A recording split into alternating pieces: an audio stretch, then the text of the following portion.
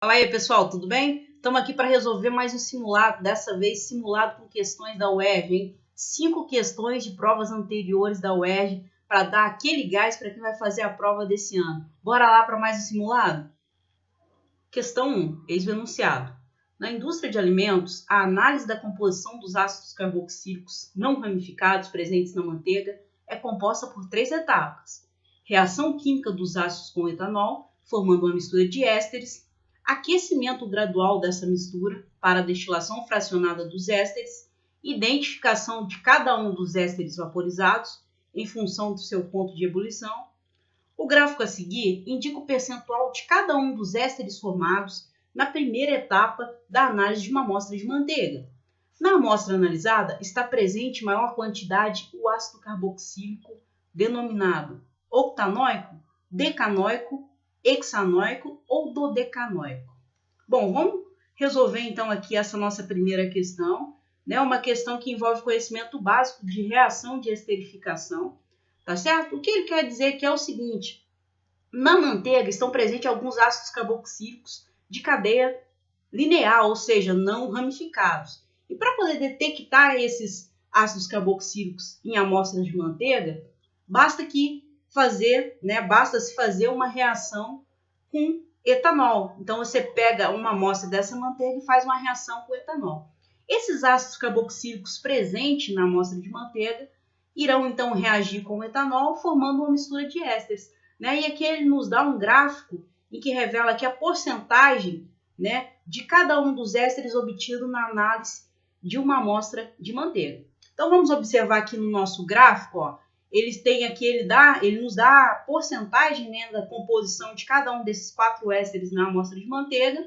E conforme a gente pode observar aqui, ó, o éster presente em maior quantidade, ou seja, aquele que representa a maior porcentagem na composição da manteiga analisada, é esse éster aqui. É o éster de fórmula C8H16O2. O que a gente tem que fazer aqui nesse exercício é identificar qual foi o ácido carboxílico que deu origem a esse éster de fórmula C8H16O2. Bom, vamos lá então. Nós temos aqui uma típica reação de esterificação, né? Esterificação. A esterificação é a reação de formação dos ésteres, né? Uma reação de esterificação, ela envolve 2 reagentes. Nós teremos aqui um ácido carboxílico, vou usar como exemplo aqui o etanóico, e reagindo com esse ácido carboxílico, nós teremos um álcool. Eu vou colocar aqui, no caso, o próprio etanol, que é o que deu aqui no exercício, né? Então, etanol. Bom, o que acontece quando um ácido carboxílico reage com um álcool? Nós vamos ter, então, uma típica reação de esterificação, onde nós vamos ter como produto um éster, né? E água. Bom, qual é a origem desse éster? Vamos ver aqui o seguinte. Numa reação de esterificação, nós vamos ter um ácido carboxílico reagindo com um álcool.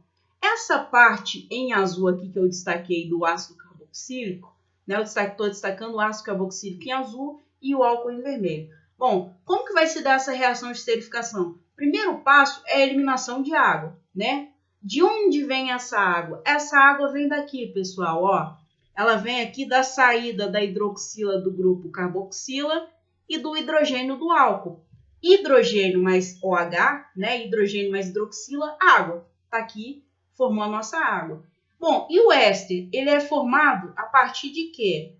O éster, ele é resultado, então, das 2 partes que sobraram, né? Olha só, da parte do ácido carboxílico sobraram aqui 2 carbonos, né? E uma carbonila, que está representada aqui em azul. E do álcool vieram, né, o oxigênio e a cadeia carbônica. Como o caso aqui era o etanol, como o caso do álcool era o etanol, nós temos aqui em vermelho 2 carbonos que é proveniente do etanol. Então, uma reação de esterificação é aquela em que você tem um ácido carboxílico reagindo com o álcool, produzindo éster e água. E é isso que acontece quando ele vai fazer a análise da manteiga, né? Os ácidos carboxílicos presentes na manteiga reagem com o etanol, produzindo ésteres, tá certo? E esses ésteres são esses aqui que ele relatou nesse gráfico, né? No caso, o éster de maior porcentagem é esse éster aqui. É o éster de fórmula C8H16O2. Bom, como que a gente vai descobrir qual é o ácido carboxílico que origina esse éster? Muito fácil, né? Primeira informação importante aqui é que ele diz que é o seguinte, ó, esses ácidos carboxílicos que são analisados, eles são ácidos carboxílicos não ramificados. O que significa isso? Significa que são ácidos carboxílicos de cadeia linear, não apresentam ramificação. Então fica fácil, vejam só, o álcool que ele usa aqui na reação é o etanol, né? 2 carbonos. E o ácido carboxílico, então, que vai gerar esse éster aqui, necessariamente é um ácido carboxílico com 6 carbonos e que apresenta cadeia não ramificada. Bem, quem pode ser esse ácido carboxílico, então? Só pode ser o ácido hexanoico. Observem só de onde é que vem esse ácido hexanoico. Nós temos um ácido carboxílico, então, com 6 carbonos na cadeia. 6 carbonos na cadeia, que vai estar reagindo com o etanol, né? Tá aqui a fórmula do etanol. Vamos ter aqui, então, o etanol, numa reação de esterificação, né? Numa reação de esterificação. E vai gerar quem? Vai gerar esse éster aqui de fórmula C8H16O2. Está aqui ele, ó.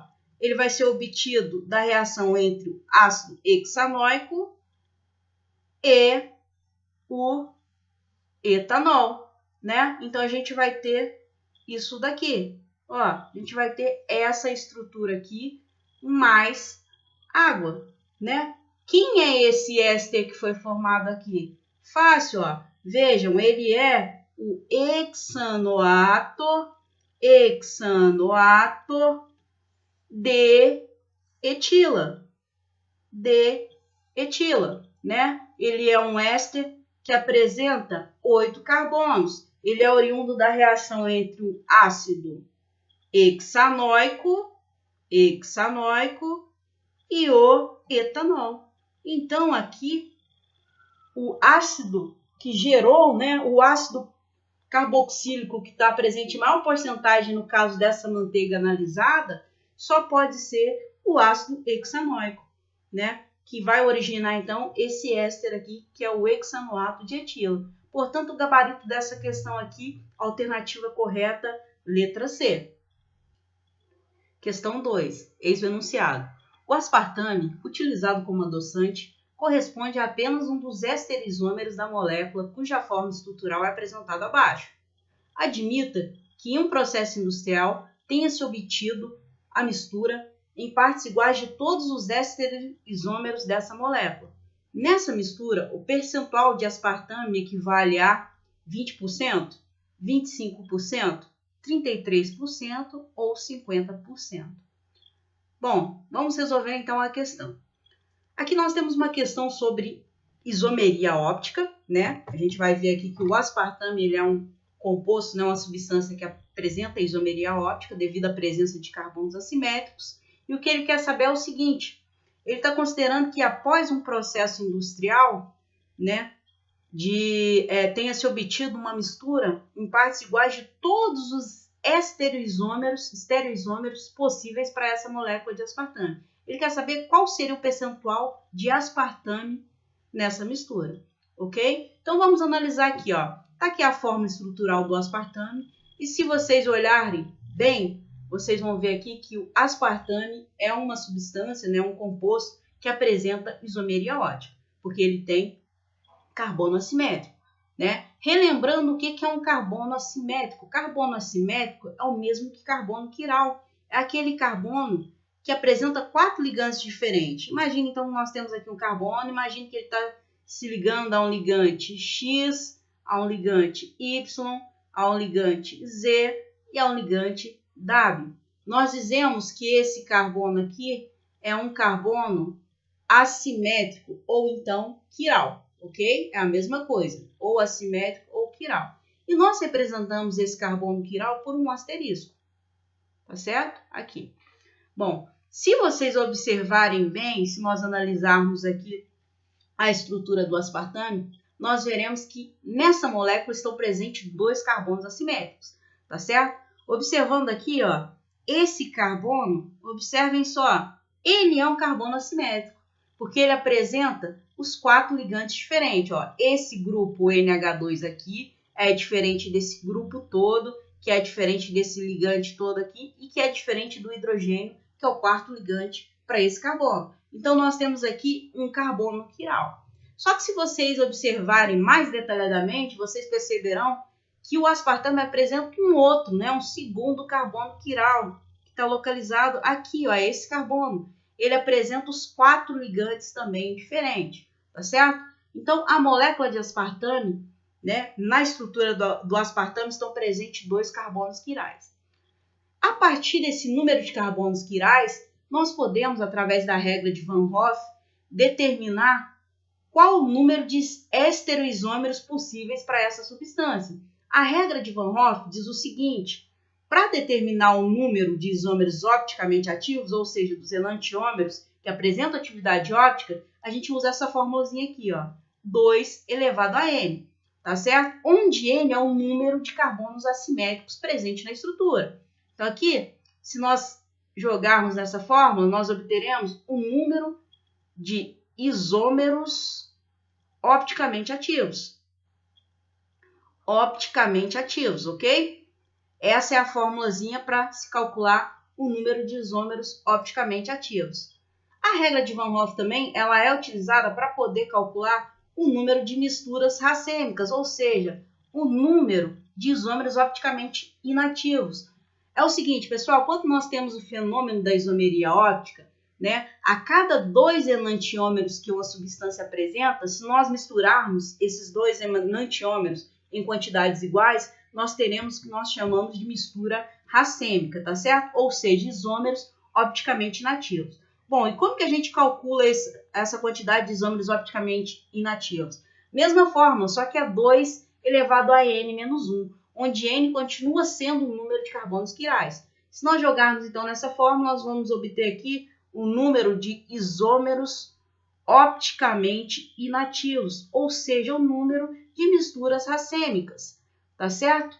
Bom, a partir então dessa fórmulazinha aqui da regra de Van Hoff e da quantidade de átomos de carbono quiral que nós já vimos aqui na estrutura do aspartame, que estão presentes 2 carbonos quirais, nós podemos então calcular o número de estereoisômeros para essa molécula, ok? Então, vamos jogar aqui a fórmula, vamos calcular o número de isômeros opticamente ativos, né? Ou seja, os enantiômeros que apresentam atividade óptica. Então, 2 elevado a N, sendo que N vai ser 2, né? Porque no aspartame estão presentes 2 carbonos quirais. Então, 2 elevado a 2, nós vamos ter aqui um total de 4 isômeros opticamente ativos, tá certo? Que no caso nós chamamos de enantiômeros. O que são enantiômeros? São isômeros ópticos, ok? No caso aqui, se fosse para a gente calcular, né, a quantidade de misturas racêmicas, ou seja, de isômeros opticamente inativos, a gente poderia calcular também, ó. Seria 2 elevado a N menos 1. Então, seria 2 elevado a 2, que nos daria aqui, desculpe, seria 2 elevado a 1, que nos dariam aqui 2 isômeros opticamente inativos, tá certo? 2 isômeros opticamente inativos. Mas não é isso que a gente quer saber aqui nessa questão. O que ele quer saber é o seguinte, ele diz que ao final de um processo industrial, né, obteve-se uma mistura de todos os isômeros do aspartame, tá certo? E ele quer saber o aspartame representa qual porcentagem nessa mistura. Bom, uma informação importante está aqui, ó. É que o aspartame utilizado como adoçante, ele corresponde a apenas um dos enantiômeros, né? Apenas um dos estereoisômeros dessa molécula. Então, fica fácil aqui para a gente chegar à resposta final, né, pessoal? Ó, são 4 isômeros que existem para o aspartame, tá certo? E o aspartame, usado como adoçante, ele é apenas um desses estereoisômeros. Então, se a gente obteve no final uma mistura com 4 isômeros, né? 4 isômeros, a gente vai ter o quê? Uma porcentagem de 100%, ok? A mistura dos 4. Bom, só que o aspartame usado como adoçante, ele representa apenas um dos enantiômeros para essa molécula. Então, nós vamos ter aqui um isômero, né? vai equivaler a quanto nessa mistura? Né? Se a gente resolver isso aqui, a gente vai chegar numa porcentagem de 25%. Então, o gabarito para essa questão aqui, letra B. Né? Notem que para essa estrutura aqui são possíveis 4 isômeros opticamente ativos, ou seja, 4 enantiômeros. Entretanto, o aspartame, que é utilizado como adoçante, ele é apenas um desses enantiômeros. Então, numa mistura de 4 isômeros diferentes, apenas um vai representar 25%, correto? Então, o gabarito para essa questão, alternativa B, 25%. Questão 3, ex-enunciado. Um nanotubo é uma estrutura cilíndrica microscópica formada apenas por átomos de carbono com hibridação sp2. O esquema abaixo representa um corte lateral de um nanotubo. Cada esfera corresponde a um núcleo de um átomo de carbono e cada traço a uma ligação entre esses átomos de carbono. Não estão indicadas no esquema as ligações do tipo P. Então, ele nos dá aqui uma figura, né, que representa a estrutura de um nanotubo, tá certo? Aí ele pergunta, o número de ligações duplas realizadas por cada átomo de carbono em um nanotubo corresponde a que valor? É uma ligação dupla, 2 ligações duplas, 3 ligações duplas ou 4 ligações duplas? Bom, nós temos aqui uma questão bem simples, muito simples mesmo, né? Que basta nós analisarmos aqui a figura apresentada, que já dá para saber mais ou menos qual é a resposta.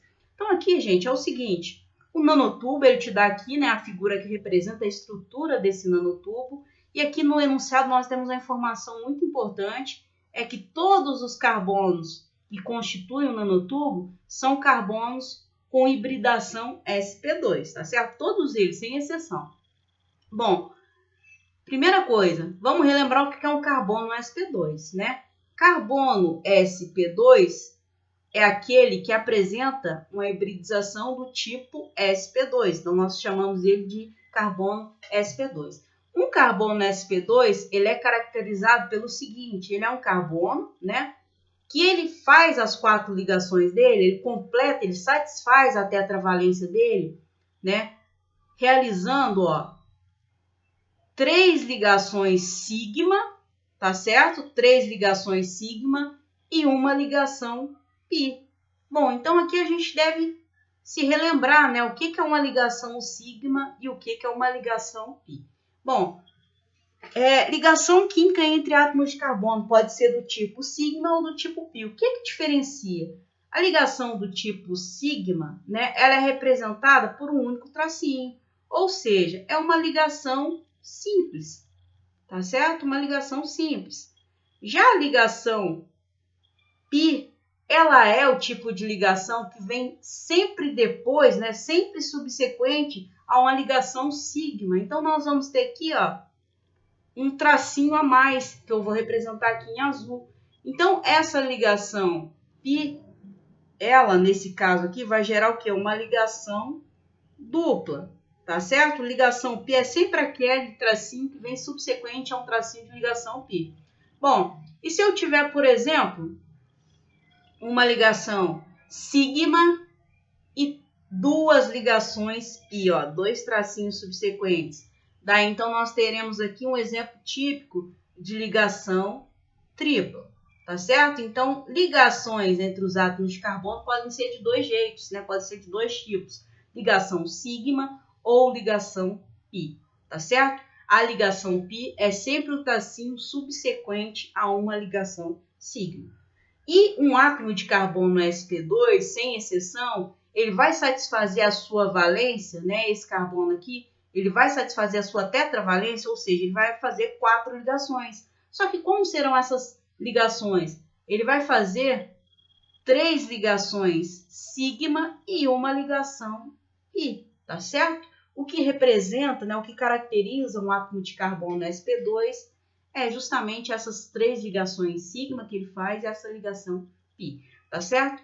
Então aqui a gente tem uma informação super importante, né? Ele diz que todos os carbonos aqui que constituem esse nanotubo são átomos de carbono com hibridização sp2. Então aqui a gente já tem a resposta, né? Quase que. Ele está perguntando qual o número de ligações duplas, né, que cada um desses átomos de carbono apresenta. Então imagine que todos os carbonos aqui que compõem esse nanotubo sejam iguais a esse carbono aqui, ó, né, que eu usei como exemplo. Esses carbonos, então, do nanotubo, cada um deles farão 3 ligações sigmas e uma ligação pi. Uma ligação pi, né, corresponde a uma ligação dupla. Então, cada um desses átomos de carbono aqui, eles realizam, né, uma ligação dupla apenas. Bom, e se eu não quisesse analisar essa questão dessa maneira? Eu poderia usar um outro raciocínio, né? Observem ali, ó, que ele diz no enunciado que cada bolinha dessa daqui, cada núcleo, é um átomo de carbono. Tá? Eu vou fazer um desenho breve aqui. E se vocês observarem, ó, cada átomo de carbono aqui encontra-se ligado a outros 3. Vou usar então como exemplo esse carbono aqui, ó. Vamos analisar aqui como exemplo esse carbono aqui. Observem esse carbono. Ele encontra-se ligado a 1, 2, 3. Bom, carbono não é tetravalente? Ele precisa fazer 4 ligações, né? Ele precisa ter 4 ligantes. Então, aqui é o seguinte, se ele faz aqui 3 ligações, né, com seus ligantes, ou seja, se esse carbono aqui, como todos os outros do nanotubo, ele se liga a 3 outros carbonos, para poder completar essa tetravalência dele, ele vai precisar de uma ligação extra aqui, que vai ser uma ligação dupla, ok? Então, cada um dos átomos de carbono desse nanotubo tem que fazer necessariamente, né, obrigatoriamente, uma ligação dupla, tá certo? E essa ligação dupla ela é decorrente de uma ligação pi, que no caso não estão, né, representadas na figura que ele nos deu aqui no problema, tá certo? O gabarito, então, para essa questão, letra A. Questão número 4, ex-enunciado. Os combustíveis fósseis, que têm papel de destaque na matriz energética brasileira, são formados, dentre outros componentes, por hidrocarbonetos. A combustão completa dos hidrocarbonetos acarreta a formação de um óxido ácido, que vem sendo considerado o principal responsável pelo efeito estufa. A fórmula química desse óxido corresponde a CO2, SO3, H2O ou Na2O. Bom, vamos resolver aqui então essa nossa quarta questão, levando em consideração, né, destacando aqui algumas informações importantes. Primeiro, esses combustíveis fósseis que ele está falando aqui, né, que são importantes para a matriz energética brasileira, ele nos cita aqui que são formados por hidrocarbonetos, tá certo? Primeira informação importante. E ele nos diz aqui, ó, que a combustão completa desses combustíveis, né, desses hidrocarbonetos, acarreta a formação de um óxido ácido, que esse óxido ácido vem sendo considerado o principal responsável pelo efeito estufa. O que a gente precisa saber, então, qual desses 4 óxidos aqui é o óxido em questão. Bom, então vamos lá, primeiro ponto aqui. Hidrocarbonetos. Hidrocarbonetos são compostos orgânicos formados, né, por apenas carbono e hidrogênio, né? Eles são constituídos por apenas carbono e hidrogênio, ou seja, apresentam em sua fórmula molecular apenas carbono e hidrogênio. E como todo composto orgânico, né, nós teremos aqui, todo composto orgânico, quando sofre combustão completa, ele produz gás carbônico e água, né, CO2 e água. Vamos pegar como exemplo o metano. O metano é um hidrocarboneto mais simples que existe, né, um alcano com um carbono, e o metano é o gás que está presente, né, o principal componente do GNV, o gás natural veicular, que é o gás que a gente usa em automotores, tá certo? Bom, se é uma reação de combustão, é necessário um comburente, né? No caso, o oxigênio presente no ar. Se nós fizermos, então, aqui a combustão do metano, nós teremos como produto CO2 e água, já que essa é uma combustão completa de um composto orgânico, tá certo? Observe que essa equação não está balanceada. Ó, 1 mol de metano, né, a queima de 1 mol de metano vai produzir 1 mol de CO2, certinho, está balanceado aqui. Só que observem só, o metano tem 4 carbonos. Logo, a queima de 1 mol de metano vai gerar o quê? 2 mols de água. Eu preciso colocar um 2 aqui na frente, tá certo? Quantidade de oxigênio no nosso produto. 2 aqui do CO2, mais 2 das duas águas, 4, né? E eu tenho aqui O2 aqui no reagente, então eu preciso multiplicar isso daqui por 2. Bom, o que eu quero mostrar para vocês é o seguinte, todo composto orgânico, no caso que eu usei como exemplo o metano, quando ele sofre combustão completa, ou seja, quando ele é queimado, né, na presença de um comburente, no caso o oxigênio, que está presente no ar, ele vai produzir aqui o CO2, tá certo? O CO2 é um óxido classificado como óxido ácido. A gente já vai ver o porquê, tá certo? Além de CO2, vai produzir também água. Bom, então, considere aqui como exemplo o metano, mas poderia ser, por exemplo, a gasolina, né, C8, H18, combustíveis fósseis que são formados por hidrocarbonetos, ao sofrerem combustão, vão gerar CO2 e água. Bom, mas o que caracteriza o CO2 como óxido ácido? Um óxido ácido é aquele que, ao reagir com água, ele produz o seu ácido correspondente. Olha só, CO2, ao reagir com uma molécula de água, vai originar esse composto aqui. Nós temos aqui, então, ó, um óxido ácido, né, que é o CO2, dióxido de carbono, que vai gerar aqui o ácido correspondente, que no caso, o ácido carbônico, tá certo? Todo óxido que ao reagir com água produz um ácido é chamado de óxido ácido, é classificado como óxido ácido. Além disso, todo óxido ácido ele é capaz de reagir com uma base, né, um hidróxido inorgânico, produzindo sal e água, tá certo? No caso aqui, se a gente fizer a reação entre 1 mol de CO2 e 2 mols de hidróxido de sódio, nós vamos ter aqui a formação de um sal, que é o Na2CO3, mais aqui 1 mol de água, tá certo? Então, um óxido ácido ao reagir com uma base, né, ele atua como um ácido, né? Ele produz sal e água, como se fosse uma reação de neutralização ácido-base. Bom, então aqui a gente já tem a resposta, né, pessoal? O óxido que é formado na combustão de todo composto orgânico é o CO2. Ele é um óxido ácido, porque ao reagir com água ele produz o seu ácido correspondente, que é o ácido carbônico. E outra informação importante é que esse óxido ele é o principal responsável pelo efeito estufa, né? Efeito estufa é o fenômeno pelo qual o acúmulo exagerado de gases na atmosfera faz com que grande parte da radiação infravermelha, que é a radiação do calor, né, seja absorvida pela atmosfera, né, causando então um aquecimento acima do normal, né, da temperatura do planeta.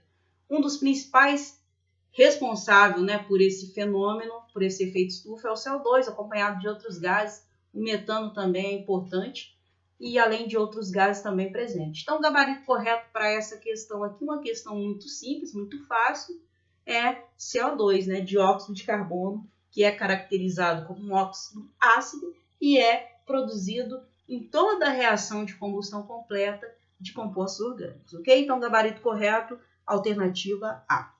Chegamos aqui na nossa última questão desse simulado, uma questão muito bacana, muito interessante, que nós vamos estar resolvendo agora, tá? Enunciado da questão. Indicadores ácido-base são substâncias que, ao serem adicionadas a soluções aquosas, modificam sua coloração de acordo com o pH do meio. Observe a seguir a variação de cor proporcionada por 4 indicadores em função do pH. Tá? Então, ele dá aqui uma figurinha em que mostra, né, a coloração que cada um desses indicadores dão, né, uma solução aquosa em função do pH dessa solução. Considere o preparo em laboratório de 2 soluções aquosas de hidróxido de sódio, NaOH, com concentrações de 10 a menos 2 mol por litro e 10 a menos 6 mol por litro. Isso a temperatura de 25 graus Celsius. É possível diferenciar visualmente essas soluções com a adição do seguinte indicador: W, X, Y ou Z. Gente, essa questão é uma questão muito interessante, muito bacana, muito legal, né? Eu achei excelente assim, a maneira como eles usaram, né, todos os conhecimentos aqui, a maneira como é explorado essa questão aqui, tá? Então, vamos embora, então, resolver essa nossa última questão desse simulado. Bom, o primeiro ponto importante aqui, gente, é hidróxido de sódio, né? São 2 soluções de hidróxido de sódio, tá certo? Hidróxido de sódio é uma base inorgânica, ou seja, é um hidróxido. E como todo hidróxido é um composto iônico, quando o hidróxido de sódio é colocado em água, ou seja, em solução aquosa, ele sofre dissociação, produzindo Na+, e OH-, tá certo? Então, aqui o que ele nos dá aqui no exercício é que são duas soluções de hidróxido de sódio com concentrações diferentes. Uma com concentração de 10 a menos 2 e a outra com concentração de 10 a menos 6 mol por litro. E o que ele pede é o seguinte,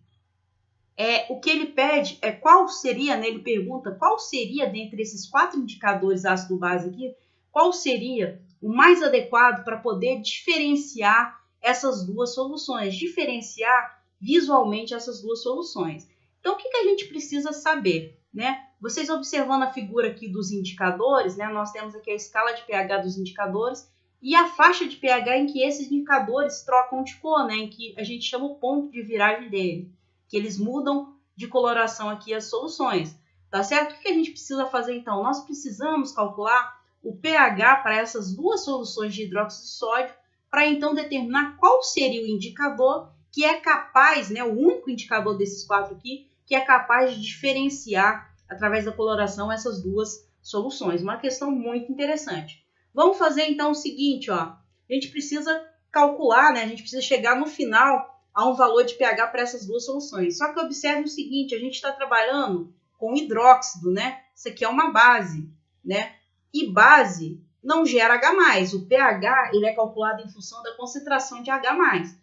Só que, como a gente está trabalhando com a base, a gente não tem como, né, de imediato calcular o pH. Só que a gente tem a concentração de OH-. E a partir da concentração de OH-, nós podemos calcular o pOH para depois, então, chegar ao valor de pH. Então, vamos fazer o seguinte. Para a primeira solução, eu vou calcular aqui o pOH. Ó, solução de concentração igual a 10 a menos 2. Tá certo? Para essa solução, nós vamos ter, ó, um pOH, vou jogar na fórmula, né? É igual a menos log da concentração de OH-, né? Aqui a gente tem uma base forte, ó. Hidróxido de sódio é uma base super forte. O que isso significa? Significa que ela sofre dissociação completa. Ou seja, se eu tenho uma solução de hidróxido de sódio cuja concentração é 10 a menos 2 mol por litro, quando essa base sofre dissociação, eu vou ter aqui uma concentração de íons hidroxilo igual a 10 a menos 2 mol por litro.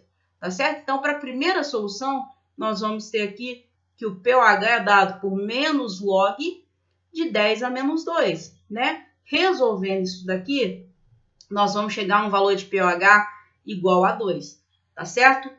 E outra relação que nós temos aqui, ó, pH mais pOH é igual a 14, né? Que a escala de pH ela vai de 0 a 14. Bom, se nós temos o pOH, a gente pode detectar que a gente pode calcular o pH. pH, então, vai ser igual a 14 menos 2, que foi o que a gente achou ali. Então, o pH para essa primeira solução vai ser igual a 12, tá certo? pH 12. Bom, e para a segunda solução, que eu vou colocar aqui em azul, vou colocar do lado de cá, tá, pessoal? Para a segunda solução, nós temos aqui uma concentração de hidroxila de 10 a menos 6, tá certo? Que nos vai dar, então, ó, um pOH, que é igual a menos log da concentração de OH-. Então, nós teremos aqui pOH igual a menos log de 10 a menos 6, que vai nos dar um valor aqui igual de pOH igual a 6, tá certo? E se nós formos olhar lá a relação entre pH e pOH, então nós vamos ter pH mais pOH é igual a 14. pH, então, para essa segunda solução vai ser o quê? Vai ser 14 menos 6, o que nos vai dar aqui um pH igual a 8. Então, aqui, ó, o que é o pré-requisito, né? Qual é o objetivo final aqui dessa questão? É a gente determinar qual desses 4 indicadores aqui é o único que vai fazer essa distinção, né, entre essas duas soluções. Bom, então nós temos aqui, ó, uma solução que o pH é igual a 8 e a outra solução que o pH é igual a 12. O que a gente precisa saber, então? Nós precisamos escolher aqui, dentre esses 4 indicadores, aquele que é possível diferenciar, ou seja, que apresentará coloração diferente para essas duas soluções aqui. Observe o primeiro indicador W. Ó, ele vira, né, ele muda de coloração em pH 2. Logo, esse não é adequado. Por quê? Se eu tenho pH 8 e pH 12, ambas as soluções serão amarelas, tá certo? Indicador X também não é adequado, ó.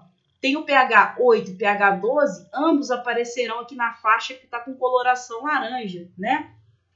Indicador Y também não é ideal, porque na nossa faixa aqui, ó, que é 8, a gente está aqui, e 12, que é aqui, a coloração para esse indicador vai ser azul, ou seja, vai ser uma coloração igual para ambas as soluções. Agora observem o indicador Z, o nosso último indicador, ó. Numa solução de pH 8, ele vai apresentar coloração azul. Já para a solução com pH 12, a coloração dessa solução vai ser rosa, né? Então nós temos aqui esse indicador como sendo o único capaz de diferenciar visualmente ambas as soluções. Então aqui gabarito final, né, indicador Z, a alternativa correta para essa questão, a alternativa D. Então nós encerramos esse simulado, então, né? Primeiro simulado da UERJ, primeiro de muitos que eu pretendo postar por aqui. Espero que tenham gostado, pessoal. Até a próxima.